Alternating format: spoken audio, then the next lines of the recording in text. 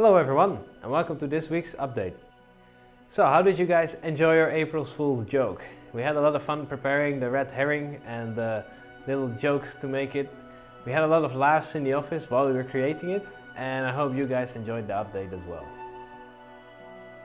So last week I tweeted a message about the underground city of Derinkuyu. It's a city in Turkey.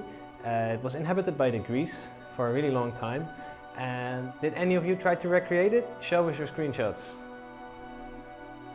So now we move on to this week's update. This week we've got some new blocks for you guys. The machicolations.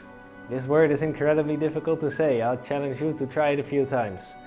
So machicolations are basically battlement blocks, and they have little holes in them through which you can throw stones down or shoot down. You can basically see what's going on at the bottom of your castle and defend against attackers trying to destroy the base of your castle. These were used a lot in the early days as a very effective defense mechanism. They would pour really hot sand down.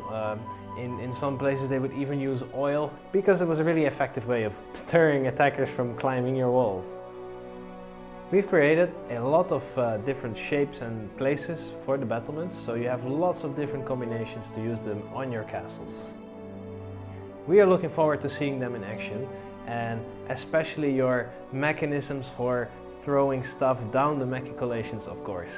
I've already tasked my guys to figure out interesting ways of throwing stuff down without exposing themselves to the attackers downstairs, and they came up with some crazy stuff. So we also made some other improvements to the game. For starters, we fixed an issue with the dynamic grids, specifically related to the lockable rope drum.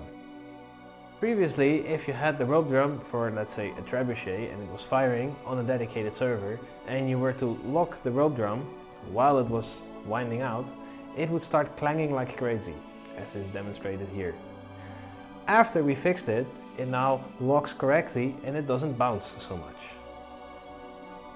We also made some other performance improvements to the multiplayer server, so I think you will see a much better sim speed from now on. Well, that was it for this week's update. Let us know what you think, and as usual, see you next week. Ciao!